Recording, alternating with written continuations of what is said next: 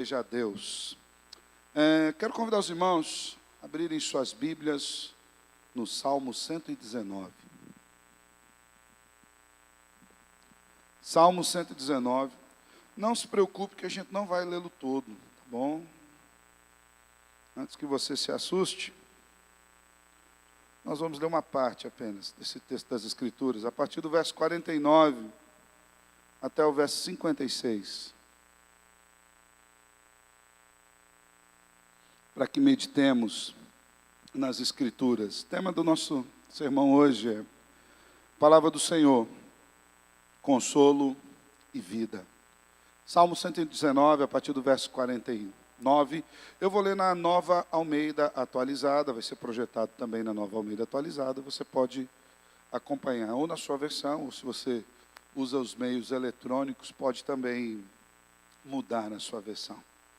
Diz assim o texto das Escrituras: lembra-te da promessa que fizeste ao teu servo, na qual me tens feito esperar.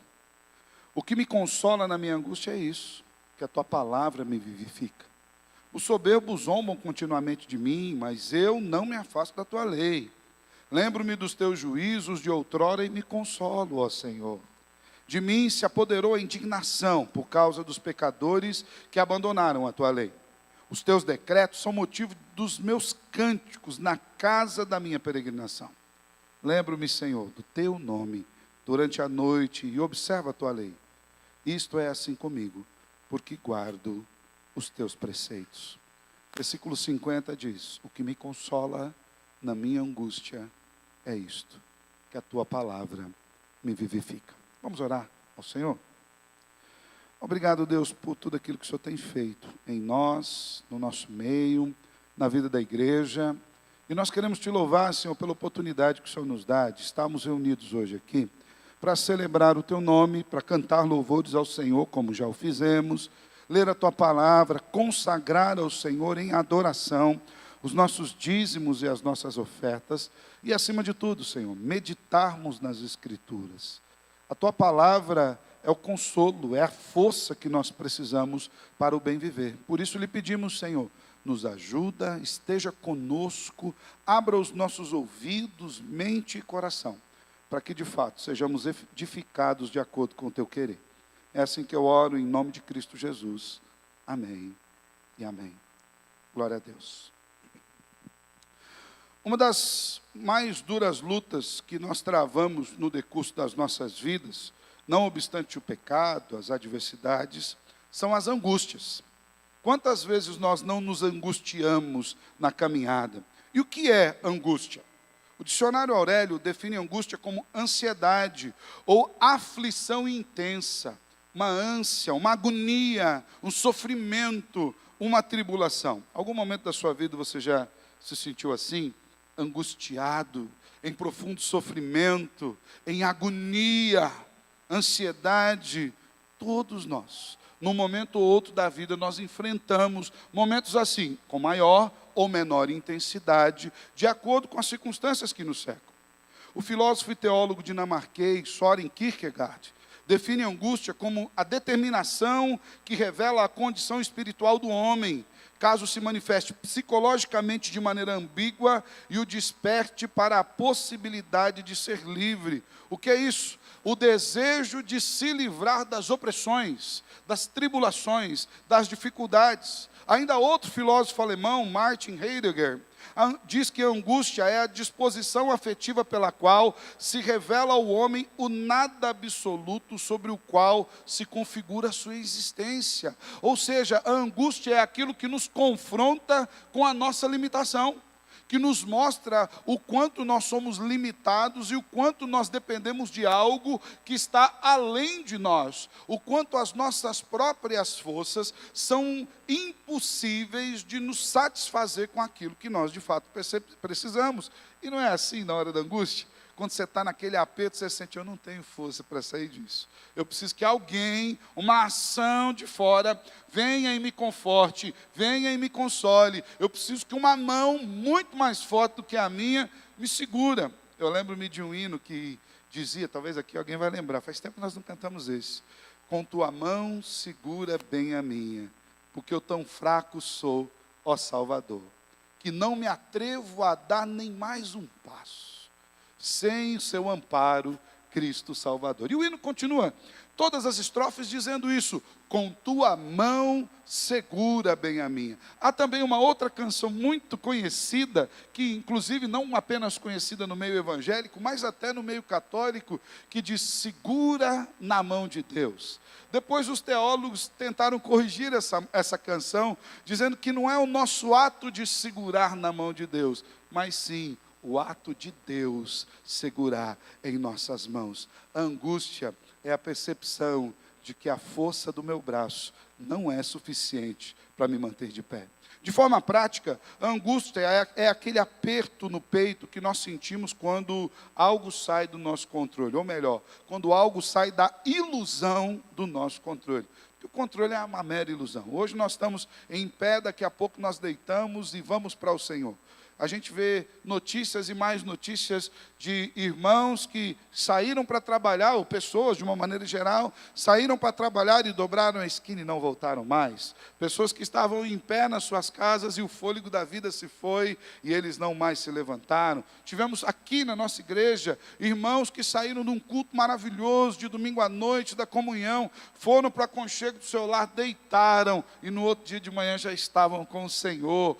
A vida é um sopro, e a angústia é esse confronto que a vida nos traz, mostrando que é um sopro sobre o qual nós não temos nenhum controle. A angústia é aquele sentimento de falta de ar, é o nó na garganta, é o frio na barriga e na espinha, é a dor de cabeça, é o sobressalto cardíaco, é a soma de todos os nossos medos somatizados no nosso corpo e nos nossos sentimentos.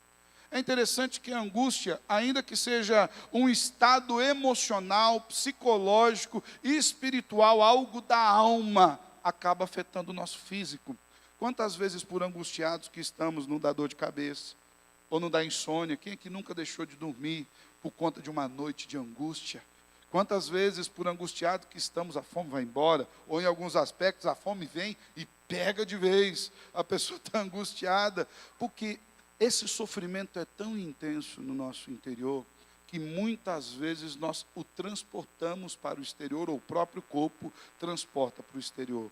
A angústia suga as nossas forças, de tal forma que nós não conseguimos nos mover positivamente diante de muitas situações. Muitas vezes a angústia é aquela antessala da depressão. Quando nós estamos angustiados, nós precisamos tomar cuidado, porque é como se nós estivéssemos ali, a um passo de um momento deprimido. Eu lembro-me que uma vez eu fui ao médico com a Pati, eu nunca vou esquecer aquilo que aquele médico falou, ele explicando para a gente sobre depressão. Não é um cristão evangélico, por assim dizer, mas ele foi preciso, cirúrgico na sua explicação. Ele falou, o senhor sabe quando alguém está doente e tem vontade de sarar? Não é assim, quando você está doente, você tem vontade de sarar, você toma um remédio, você quer melhorar. Ou quando alguém recebe uma notícia de uma doença muito ruim, e a pessoa luta contra aquela doença e coloca todas as suas forças para que ele se reabilite daquela doença. Ele falou, a depressão é a doença na vontade de sarar. É a doença na vontade de se levantar. É a doença na vontade de reagir. É aquilo que nos abate a força de reação. Eu faço uma pergunta para você. Você já se sentiu alguma vez assim? Angustiado? Sem forças? Ou com a força adoecida? Como se a sua vontade tivesse aprisionada, amedrontada? Com aquele sentimento de morte interna? Com aquele medo de desmedido? Apenas com a vontade de que tudo acabe? É assim que o salmista se expressa nesse trecho das Escrituras. A tônica predominante de todo o Salmo 119 é o prazer que o salmista tem na lei, na palavra de Deus, e o quanto esta palavra de Deus nos traz instrução. Poderíamos dizer que um bom título para o Salmo 119 como um todo seria Prazer na Lei de Deus. Esse salmo, só para a gente entender um pouco mais da estrutura desse salmo, ele é um poema composto por 22 estrofes, Cada uma dessas estrofes é dividida por 8 versículos, e a sua construção é em forma de acróstico. Os mais antigos, que usavam as Bíblias mais antigas, eu tenho algumas Bíblias dessa lá em casa. Não que eu seja antigo, mas é que eu ganhei Bíblias antigas. Tá? Mas quem teve acesso às Bíblias mais antigas vai lembrar que o Salmo 119 ele era todo dividido por uns nomes que às vezes a gente falava, que nome é esse? Na verdade são letras do alfabeto hebraico. Tinha lá Asa, Aleph, Bet, Gimel, Dalet, Re, Vav, Zain e por aí vai. Até eu conheço uma pessoa que recebeu um nome de uma dessas letras, né? E eu fui conversar com a mãe dessa pessoa, falei, mas por que a pessoa tem esse nome? Está na Bíblia, pastor. Eu falei, meu Deus, eu nunca vi esse nome na Bíblia. E ela abriu o Salmo 119 e colocou ali, era um nome de uma das letras do alfabeto hebraico. E isso significa que cada um daqueles versículos, daquele acróstico, quando você abre o seu Salmo 119, de 8 em 8 versículos, cada um deles começa com aquela letra do alfabeto hebraico. É uma poesia, é um poema. E cada um desses 8 versículos, eles trazem algo para o nosso coração.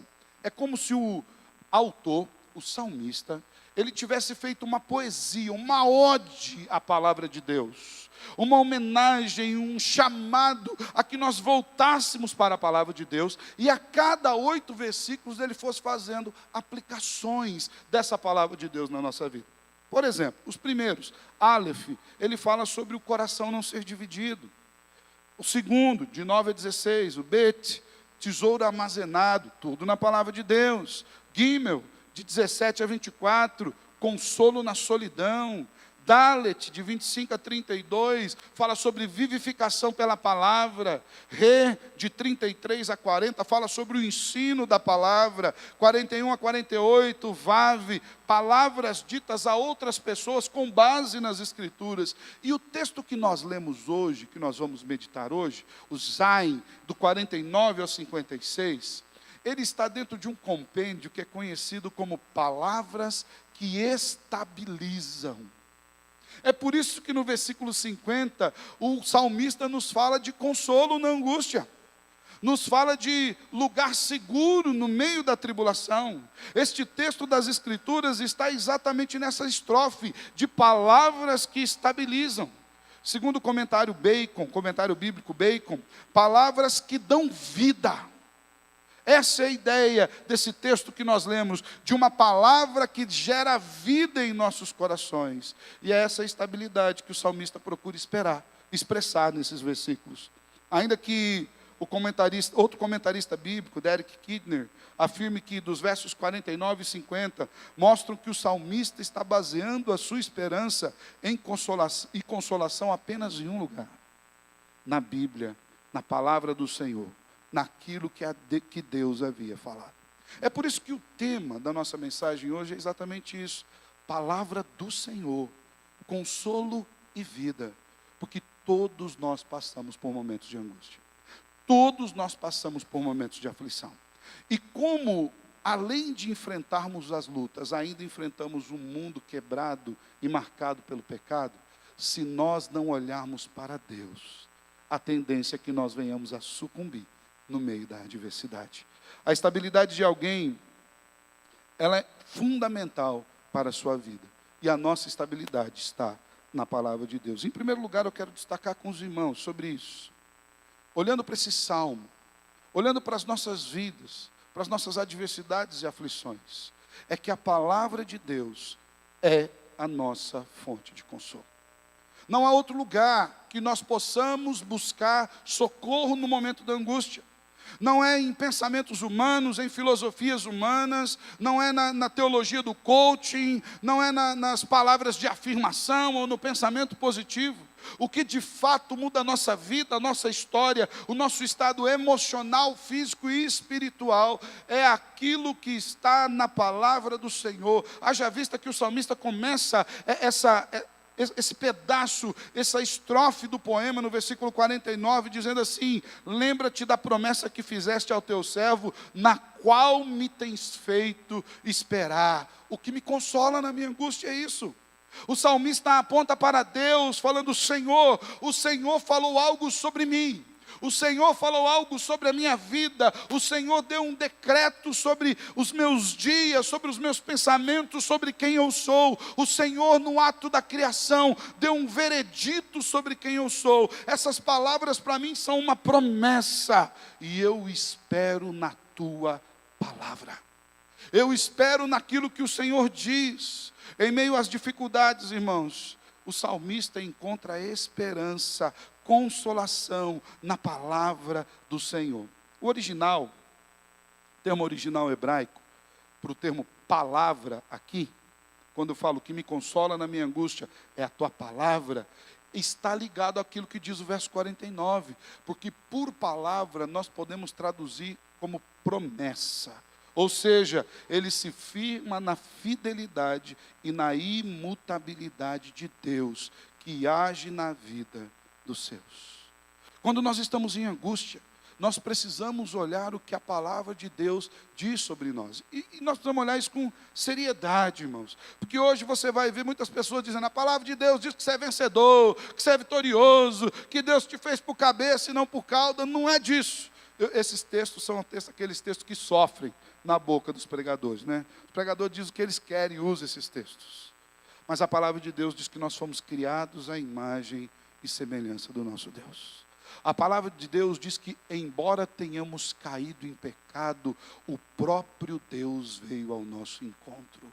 A palavra de Deus nos diz que, embora pecadores, fomos amados. Embora divorciados de Deus, fomos perdoados. Embora desgarrados de Deus, fomos encontrados, buscados, acalentados. E hoje vamos morar com o Senhor nos céus.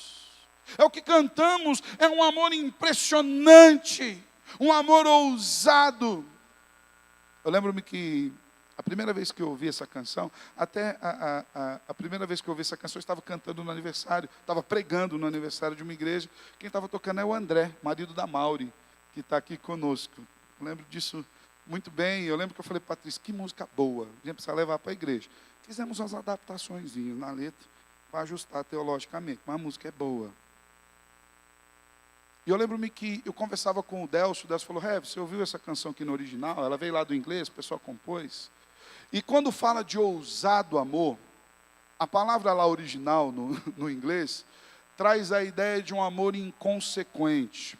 Mas não inconsequente no sentido de irresponsável, mas inconsequente no sentido de que não mede consequências para alcançar o seu objetivo. Ora, irmãos, não foi isso que Deus fez por nós? Ele enviou seu Filho Jesus na cruz do Calvário, o justo pelos injustos, o santo pelos pecadores, o Deus eterno, Criador de todas as coisas. Pastor Márcio muito bem leu o Evangelho de João, aquele que era o verbo, que estava no princípio, aquele que fez absolutamente tudo. E se formos para o autor de Hebreus, diz que ele sustenta a criação com as suas mãos. O amor de Deus o enviou à cruz do Calvário. Eu costumo dizer que eu e você estamos numa situação melhor do que o salmista escreveu o Salmo 119. Embora o salmista gozasse do privilégio da inspiração de Deus. Ele está sendo boca de Deus aqui, para mim e para você. Mas em que sentido nós estamos numa situação melhor do que ele? Porque esse salmista, embora inspirado por Deus, escreve de promessas futuras que ele guardava no coração e que iriam se realizar em Cristo Jesus. Eu e você já temos o conhecimento do Salvador Jesus. Assim nós podemos perceber, irmãos, que a fonte de consolo do cristão é a promessa de Deus, é o Deus que decidiu nos amar e de maneira alguma vai voltar para trás. Eu costumo dizer que, às vezes, a gente tem vergonha. Eu sei que você não tem isso. É só um exemplo, então. Imagine como um exemplo. Às vezes a gente tem vergonha daquele irmão mais pecador, que nós consideramos mais pecador, né? Porque a gente considera o pecado só público, sabe? Aquele irmão que cometeu alguma coisa que é pública, você fala: ai meu Deus. Quando você está num lugar, alguém pergunta, fala: é da sua igreja? Você fala: e agora? O que eu digo? É? Não é? ele aprontou. Mas a Bíblia diz que Deus não tem vergonha de nós. Porque onde o nosso pecado foi abundante, a graça dele foi superabundante. O amor dele cobriu os nossos pecados. O amor dele nos comprou para ele, nos reconciliou e, melhor do que tudo isso, nos tirou da condição de pecadores e nos fez santos em Cristo para morar no céu. É por isso que eu e você estamos em melhor condição do que o salmista. Ele escrevia na perspectiva daquilo que o Senhor realizaria no futuro. Nós sabemos que já foi feito em Cristo Jesus. O conforto e o consolo do cristão é a promessa de Deus, ou seja, aquilo que Deus determinou para nós. É saber que somos salvos, irmãos. Você pode se angustiar, passar por problema, por aflição. A sua esperança não deve ser que as coisas mudem aqui. A sua esperança deve residir na certeza de que na glória estaremos com Ele. Estará tudo restaurado e não haverá choro, nem pranto, nem dor. Porque toda lágrima do nosso olhar Ele mesmo enxugará, irmão. O mundo pode não mudar. O mundo pode piorar. E diga-se de passagem, ao que tudo indica, olhando para as Escrituras, esse é o caminho mesmo, irmãos. Eu não sou pessimista com respeito a isso, não. Não é porque às vezes quando eu comento isso, as pessoas falam, credo, pastor, o senhor é muito pessimista. Quando eu vejo aquelas campanhas, irmãos, vamos lá, porque Deus vai salvar o Brasil inteiro. Ele não vai, irmãos. E não é porque eu não quero ou porque ele seja ruim, de maneira alguma. É porque ele diz que esse mundo jaz no maligno. Aquela ideia quando as pessoas falam, olhem, as pessoas estão ávidas por Jesus. Elas não estão, irmão. Você está vendo algum diácono falando, para, espera aí, não entra não. Espera um pouquinho. Se Jesus não for buscar as pessoas, elas de maneira alguma virão a eles. Porque elas estão mortas nos seus delitos e pecados.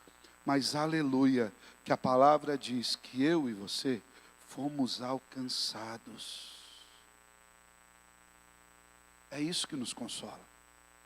O consolo do salmista vinha das palavras que Deus havia dito. Não vinha de ilusões ou de vontades. Vinha das verdades eternas proferidas pelo próprio Deus. E é isso que o salmista encontra em Deus. Por consolo ainda, nós podemos entender alívio proporcionado por Deus para aqueles que estão sobrecarregados com as angústias. Irmãos, vou falar um negócio para você. Nenhuma situação boa aqui se compara com o céu que nos espera. Nada aqui. Nada. Paulo diz que olhos não viram, ouvidos não ouviram, não penetrou na mente. Tudo que nós imaginamos de céu é apenas como uma imagem que não pode ser realizada por completo aqui. A ideia de consolar aqui é a ideia de suavizar a aflição, o sofrimento, o padecimento, é proporcionar uma sensação agradável, é abrandar e minimizar a dor. E nada melhor do que isso, de saber que o Salvador está conosco o tempo todo. Que consolar também significa estou junto de você. Já falei várias vezes, e por muitas vezes ainda vou repetir na igreja, do impacto que causou na minha vida, uma visita que eu fiz para um irmão que não era nem da nossa igreja, cunhado da dona Nice, internado em estado terminal de câncer no HC. Eu ainda pastor muito jovem, 30 e poucos aninhos. Dona Nice perguntou, o senhor não visitaria ele, pastor, para consolá-lo? Falei, eu vou, dona Nice, para consolá-lo. E entrei naquele hospital do câncer, irmãos. Já havia ido lá várias vezes. E naquele momento, quando eu abri a porta do quarto daquele irmão, havia 3 pessoas naquele quarto. Eu não conhecia aquele irmão e ele não me conhecia. Logo que eu abri a porta, aquele homem virou de lá e falou, o senhor é o pastor, não é? Eu olhei e falei, sou pastor. Estava de terno, não, viu, irmão? Eu sou pastor. Falei, minha cunhada disse que o senhor vinha aqui para orar por mim. Que bom que o senhor veio, pastor. Feliz demais. Sabe por quê? Porque é bom a gente receber oração, né? Eu estou aqui aguardando Salvador. Salvador está vindo, pastor. Daqui a pouco ele vai falar o meu nome. E quando ele falar o meu nome, eu vou com ele. E não vai ter mais dor. Vou estar restaurado. Irmãos, o homem me consolou. Eu estava preocupado com o que eu ia dizer para ele. Ele me disse todas as verdades de Deus acerca dele. Eu vou morar com o Salvador. E não tem nada melhor do que isso, pastor. Nem a cura é melhor do que isso. Você consegue entender? O que me consola na minha angústia é a palavra do Senhor. Perceba que esse consolo se dá apesar da zombaria, ou seja, apesar de circunstâncias adversas. Se você for olhar no versículo 51 que nós lemos, o salmista diz o quê? Os soberbos zombam continuamente de mim, mas eu não me afasto da sua lei. Muita gente vai dizer para você, você acredita em Deus? Larga a mão de ser bobo. Você acredita em Deus e a sua situação não muda? Você ainda está com um problema? Onde estava Deus quando você recebeu aquele diagnóstico de uma doença incurável? Onde estava Deus quando você foi mandado embora do emprego? Onde estava Deus quando as circunstâncias da sua vida se fecharam ao seu redor? Deus estava no mesmo lugar onde Ele sempre esteve, entronizado acima de todas as coisas, cuidando da nossa vida, e em Cristo Jesus, preparando-nos um lugar do lugar de que ninguém pode nos tirar, irmão. Estabilidade, ainda que zombem dele. O salmista não se desviou da lei, e a memória do salmista estava fundamentada nos juízos de Deus. A ideia de juízos de Deus aqui é a ideia de decretos. Eu descanso naquilo que o Senhor diz. Eu descanso na tua palavra. Eu descanso na certeza de que no último dia o Senhor julgará todas as coisas. Eu descanso na certeza de que haverá um dia onde eu estarei numa fila vestido de branco e vão perguntar, quem é esse? De onde ele vem? Quem ele é? E eu ouvirei, esse daí, era pecador mesmo, mas ele foi lavado, teve suas vestes alvejadas pelo sangue do Cordeiro. Eu descanso na certeza de que um dia, apesar das minhas limitações, falhas e pecados, eu ouvirei, vinde, bendito do meu Pai, entra para o gozo eterno com o seu Senhor. Isso, mesmo no meio da indignação. Segundo o comentarista Berkeley, a ideia de indignação do salmista aqui, é porque ele percebia que as pessoas ao seu redor não acreditavam em Deus. E às vezes a gente fica indignado, as pessoas nos fustigam. A gente fala, mas como é que pode? Mas a segurança dele estava no Senhor. E diz mais, em tempos de aflição, os ensinamentos de Deus não foram apenas o seu sustento, mas foram o motivo do seu cântico. Olha ali o versículo 54, meus irmãos. Fique com a sua Bíblia aberta, diz assim, os teus decretos são motivo dos meus cânticos na casa da minha peregrinação. Ou seja, Senhor, enquanto eu estou andando aqui, na minha caminhada rumo ao céu, o meu cântico vem de ti. Eu gosto muito do salmista que diz que o meu louvor vem de ti, no meio da grande congregação. A gente louva a Deus porque Deus enche nossa boca de conhecimento da palavra. É por isso que nós cantamos do imenso amor de Deus, do Deus que nos leva para as grandes alturas. É por isso que nós cantamos e declaramos que é só Deus, irmãos, que tem a fórmula da vida. É só Deus que tira a angústia do coração, porque Ele é o Criador que determinou o fim da nossa vida. Versos 55 e 56 diz, lembro-me, Senhor, do teu nome durante a noite e observa a tua lei. Ou seja, quando vai vir desassossego sobre mim, eu vou perder o sono, eu lembro que Deus cuida da minha vida. Um livro muito antigo, eu nem sei, eu acredito que hoje não tenha mais para vender, mas é bom livro. O autor é Ron Mel. Quando eu vou falando assim desses livros antigos, quando você fala que você conhece, eu já sei que você é da galera mais antiga ali, tá? O nome do livro é Deus Trabalha no Turno da Noite. Não sei se você já leu esse livro. O autor conta que num dado momento da sua vida, ele estava numa angústia muito grande, ele não conseguia dormir. E ele colocou a cabeça no travesseiro, e ele preocupado, falou, mas se eu dormir, como é que vai ser os meus problemas amanhã cedo? E foi, a gente sabe como é que funciona, por mais que você lute para não dormir, uma hora ou outra você apaga, teu corpo te apaga. É assim que funciona. E quando ele apagou, ele teve um sonho. E no sonho mostrava ele dormindo, imóvel, como ele estava ali de fato, desligado, sem condição de resposta, e o mundo girando. Quando você está dormindo, os passarinhos continuam voando, o sol continua se movendo, a terra continua no seu movimento, ainda tem verão, primavera, inverno, outono. Enquanto você está dormindo, tem gente nascendo, tem gente morrendo, tem gente trabalhando, um corre de Uber, outro entrega o iFood. Enquanto você está dormindo, tem avião voando no céu, com o piloto dormindo também, e no piloto automático. E Deus controlando tudo isso. É um voo de fé, irmãos. Quando eu estava indo para a África, eu morro de medo de avião, já falei isso para vocês, né? Mas eu estou seguro, na mão do Senhor. Peguei, virei do Jair, estava do meu lado, vamos dormir, Jair? Falei, vamos dormir. Aí quando eu virei assim, ele falou, o piloto deve estar dormindo também. Eu falei, como assim, Jair? Me explica melhor sobre essa questão do piloto deve estar dormindo. Ele falou, não, eles colocam lá no piloto automático, perdi o sono naquela hora, irmão. Aí depois vem de novo aquela mesma palavra que o Senhor tocava no meu coração, Alessandro, eu não preciso de avião para te matar. Mas é verdade, irmão, se o Senhor quiser que eu morra de acidente do avião, o avião cai na minha cabeça andando na rua. O problema não é falta de avião, é descansar nas mãos de Deus. Lembro-me do Senhor, do teu nome durante a noite. Isso é assim comigo, porque guardo os teus preceitos. Você está angustiado, irmão? Descansa no Senhor. O salmista relembra dos livramentos de Deus no Egito, no período do deserto, da nuvem, proporcionando sombra de dia, coluna de fogo à noite. O salmista se lembra do maná, das cordonizes, da água, da roupa e das sandálias que não se desgastavam durante 40 anos, da entrada de Canaã, das vitórias e conquistas sobre o inimigo, tudo debaixo da égide poderosa do Deus Altíssimo. E isso traz consolo, segurança, saber que nenhum fio de cabelo da nossa cabeça cai, nenhuma folha cai de uma árvore sem o cuidado e a determinação do Deus Criador.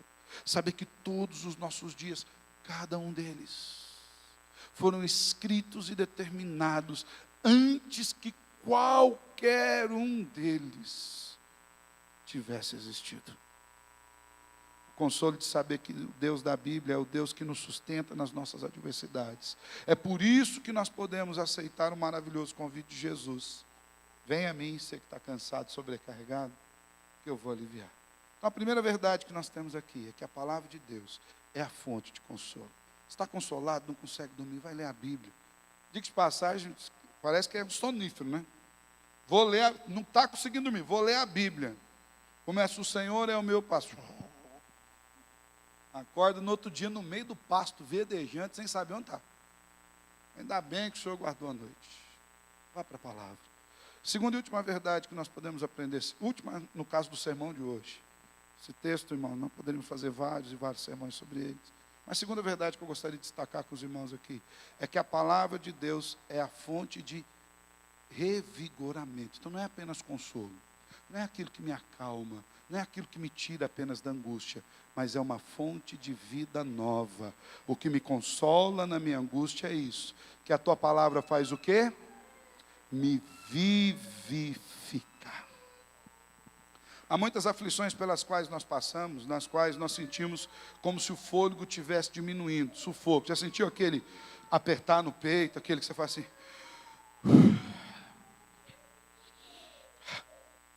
Aquela vontade de sair não sair da cama, de alguém passar super bom, de colocar você deitado, lá daqui, não sai daqui, ninguém me tira. Às vezes a gente sente assim, como se a vida estivesse se esvaindo de nós.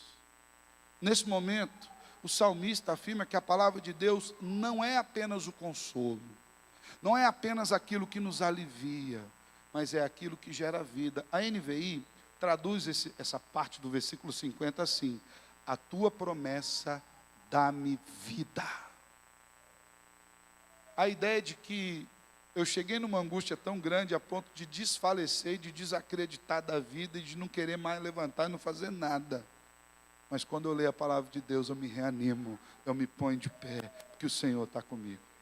Warren Wiersbe, comentarista bíblico, afirma que vivificar significa literalmente dar vida, ou trazer a vida de volta, ou aquele que por algum momento desacreditou do processo de viver, recebe de Deus força suficiente para encarar a vida de novo por uma nova perspectiva. Que coisa maravilhosa, irmãos. Às vezes a gente desacredita do processo de viver, mesmo vivo. Tem gente que anda meio tipo um Walking Dead, sabe? Está vivo, peronomútil. Está ali, meio mais ou menos. Quando você olha para a palavra de Deus te reanima. Você tem um novo ânimo para enfrentar os problemas, as adversidades. O apóstolo Pedro declara essa mesma verdade. É aquela que nos dá a vida eterna quando cremos. 1 Pedro 1, 23 diz assim: pois vocês foram regenerados, não de uma semente perecível, mas imperecível, por meio da palavra de Deus. Viva e permanente, ela gera vida em vocês. Diz mais ainda, o autor de Hebreus, no seu capítulo 4, versículo 12, a palavra de Deus é viva e eficaz, ela é mais afiada do que qualquer espada de dois gumes, ela penetra ao ponto de dividir alma e espírito, juntas e medulas, julga os pensamentos e as intenções do coração. Ela é viva, ela é aquela que cumpre os seus propósitos. A palavra de Deus nos vivifica quando nós estamos fracos, desencorajados, quando nós nos sentimos derrotados, abatidos, caídos. O apóstolo Paulo encontrou esse consolo. Ele se sentia abatido, fraco, no meio da tribulação. Foi para o Senhor o consolou. Ele falou: agora é bom estar fraco. Porque agora eu entendi que quando eu sou fraco eu estou forte. Porque a força não vem de mim, mas daquele que me sustenta. A palavra de Deus é aquela que traz renovação quando nós nos entregamos às mãos do Senhor. A palavra de Deus é aquela que nos aponta para um Deus vivificador, para que nós o temamos, para que nós o busquemos com confiança. Gosto muito do autor de Hebreus quando ele diz assim: uma vez que nós temos um sacerdote que é diferente daquele sacerdote do Antigo Testamento. Aqueles lá eles faziam um sacrifício, mas eles não tinham relação com a gente. Você ia lá, entregava pombinho, entregava farinha, entregava o carneiro, entregava o gado. Eles levavam lá, cortavam, matavam, faziam o sacrifício, mas às vezes ele nem conhecia você e nem você conhecia a ele. A palavra de Deus nos mostra que agora nós temos um que é relacional, que veio e que se identificou conosco. Ele veio em carne. E mais, ele venceu todas as coisas porque a nossa semelhança ele foi tentado, mas ele não pecou. E aí o autor diz assim: portanto, uma vez que a gente sabe agora quem que é esse sacerdote que faz essa intercessão, que faz essa ligação entre nós e Deus, nos acheguemos confiadamente ao trono da graça. A palavra de Deus, irmãos, diz assim: querido, vem para Deus. Chega-se para o Senhor, vem para o trono de graça, para que você encontre graça e socorro para o tempo oportuno. Ainda o salmista dizia: bendito seja Deus que não rejeita a minha oração. É a palavra de Deus que faz com que aquele momento em que você não tem condição nem de orar, já passou por isso? Aquele momento que você não consegue verbalizar. Quantas vezes a gente ora só com lágrimas? Quantas vezes a gente não consegue falar com o Senhor? Vem aquele sufoco, você começa a falar assim: Senhor, e essa é a oração, ela resume nisso, porque a sua alma entra em turbilhão, mas a palavra de Deus diz que o Senhor colocou sobre nós o seu Espírito, que intercede junto ao Pai por nós com gemidos inexprimíveis, de maneira que aquilo que a gente não consegue verbalizar, Deus sabe. Ele nos conhece, Ele nos fez, Ele sabe tudo sobre nós. A palavra de Deus nos vivifica. Sabe quem que faz você lembrar dos versículos bíblicos no momento da aflição? O próprio Deus. E por que Ele faz você lembrar do versículo bíblico? Para você lembrar daquilo que Ele disse. Eu vivi um tempo longe de Deus. Adolescente faz todos os ouvidos aí. Eu converti aos 12, aos 15 eu dei uma escapada. Foi até os 18, assim. Eu lembro que foi um período muito difícil. Comigo, família, casa. E parece que... Já ouviu aquele ditado, desculpe a palavra, mas assim, desgraça pouco é bobagem? Era mais ou menos isso. E em todos os momentos que eu passava, eu sabia que eu estava longe de Deus. E às vezes aconteciam algumas enrascadas, sabe? Aquela que você se mete por estar longe de Deus. E à época eu tinha convertido há pouco tempo, ficado pouco tempo na igreja, mais de escola bíblica, ainda não tinha muito discernimento de muitas coisas, mas eu lembrava de algumas canções. Canções, inclusive, infantis, aquela que a gente ensina para a criança. E quantas vezes, irmãos, no momento da aflição, eu falava, meu barco é pequeno, e o grande é o mais Jesus, segura minha mão. E todas as vezes que eu cantava canções, eu lembrava de algum outro versículo, o Senhor falava, seu barco é pequeno, o mar é grande, mas você está no mar errado. Está na hora de arrancar o barco daí e levar para outro lugar. Até que o Senhor de fato veio e revivificou. Quando o salmista expressa que a palavra de Deus o vivifica, o que está em sua mente é que a palavra de Deus lhe causa vida novamente. Pois a angústia faz com que a sua vida se esvaia de dentro dele. A ideia é como se a angústia lhe roubasse a vontade de viver. Mas quando ele olha para Deus, ele entende que a vida dele não se resume ao aqui e ao agora. Que a vida dele é uma vida eterna porque Deus o fez assim. E que o final dele não é que as coisas venham a ficar bem aqui, mas é que ele vai morar no céu. Quantas vezes nós nos sentimos assim, irmãos? Como se a nossa vida se esvaísse, como se o coração fosse sair para a boca. Você já passou por isso? Não precisa responder não, só para você. Aqueles momentos de angústia tão profunda, em que você desespera, e a ideia de desesperar é de perder a esperança. Esse é o significado. Você perde a esperança de que haja mudanças. É exatamente nesses momentos que nós podemos nos voltar para a palavra de Deus. Porque a palavra nos vivifica, ela causa a vida de novo. E a ideia de causar a vida é de mudar a perspectiva que nós temos acerca do problema. Porque às vezes não vai mudar o problema, tá? Às vezes o problema vai estar lá.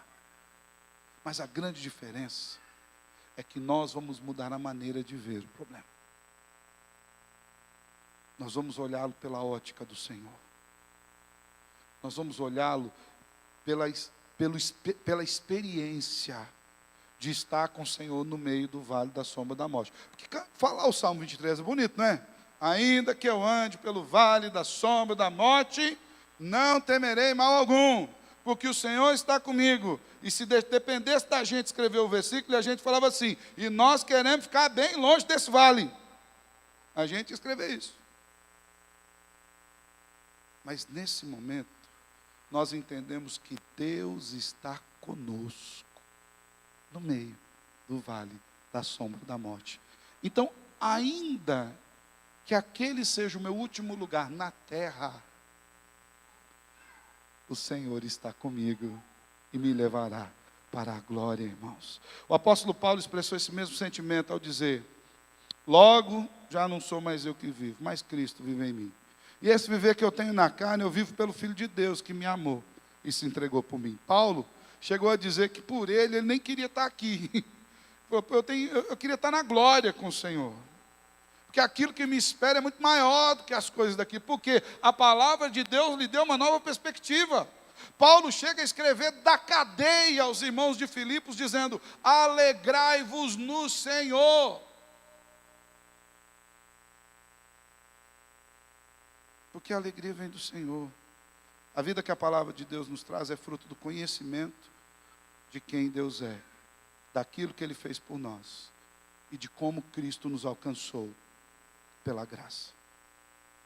Meus irmãos, todos nós passamos por momentos difíceis, de aflição, de angústia, que roubam a nossa paz, que tendem a minar a nossa esperança. Como se alguém tivesse com a mão na nossa garganta, tirando o nosso fôlego. E é nesse momento que a gente precisa aprender a descansar no Senhor. Ele tem a última palavra sobre a nossa vida. Nesses momentos nós olhamos para a palavra de Deus e dizemos: o que me consola na minha angústia é isso, a tua palavra me vivifica. O Senhor me deu uma nova visão, uma nova perspectiva em Cristo. O Senhor renova o meu ânimo. O Senhor faz com que a vida corra novamente nas minhas veias. É por isso que no momento de angústia nós confiamos no Senhor.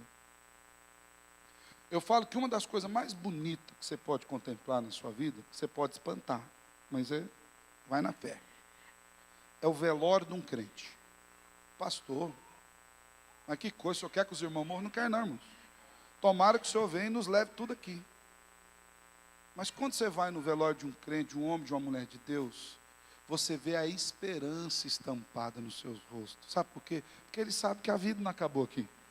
Que é uma despedida e nós vamos para onde? Para o Senhor, para a glória, para o descanso eterno. Por isso, o melhor lugar para morrer é na igreja, viu, irmão? Não que eu queira que você infarte agora, fique tranquilo. Não é uma profecia, é apenas um ensino. Estar no Senhor é muito melhor do que em todo lugar. O que me consola é isso. Que a palavra, aquilo que Deus diz para mim, me vivifica. Ela é consolo e vida.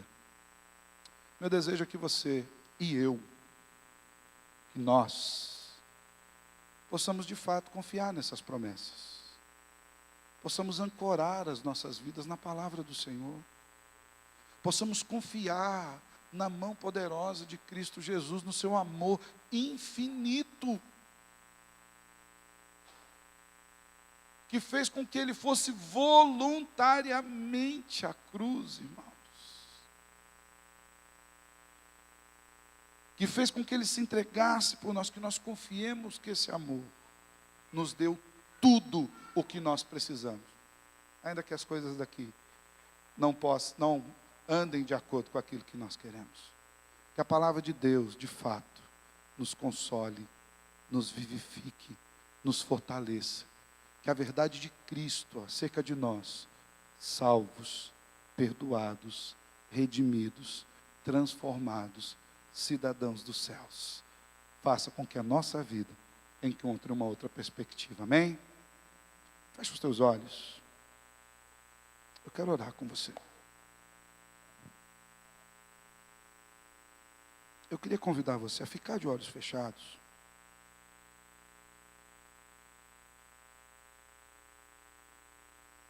E pensar em quantas vezes você não passou por circunstâncias nas quais você imaginou que era o fim da sua vida. Ou circunstâncias sobre as quais você não via mais esperança. Quantas vezes você desesperou da vida? Ou até mesmo questionou Deus, onde o Senhor estava? E apesar de tudo isso, você está aqui, ouvindo a palavra de Deus. Você está aqui sendo renovado pela palavra de Deus. E eu quero convidar você a confiar mais no Senhor. Sabendo que nessa vida enfrentaremos aflições, adversidades, problemas, mas o Senhor está conosco. E de fato, a nossa vida não se resume às coisas daqui. A nossa vida está oculta em Cristo Jesus. E essa palavra de Deus traz consolo e vivifica os nossos corações. Amado Deus, obrigado por essa noite, obrigado pela tua palavra. Obrigado, Senhor, porque nós podemos ser consolados com as verdades que o Senhor tem para nós. Obrigado, Senhor, porque essas verdades vão muito além da transformação das circunstâncias aqui. Elas são eternas. Que elas guardem o nosso coração. Que elas tirem de nós a desesperança. E que, de fato, a tua palavra gere vida em cada um de nós. Senhor, se tiver algum irmão ou irmã desanimado aqui hoje, reanima-o no poder do teu Espírito. Se tiver algum irmão ou irmã aqui, Senhor, desesperançoso da vida, reanima-o na certeza da vida eterna. Se tiver algum irmão ou irmã aqui, Senhor, que desacredita do poder transformador do Senhor, abra os seus olhos para que ele veja que o Senhor é aquele que doa a vida e mantém a vida. Renova-nos, Senhor, na tua palavra. Traz-nos nova esperança. Reanima os nossos corações e nos fortalece em Cristo e para a glória de Cristo Jesus. Amém e amém.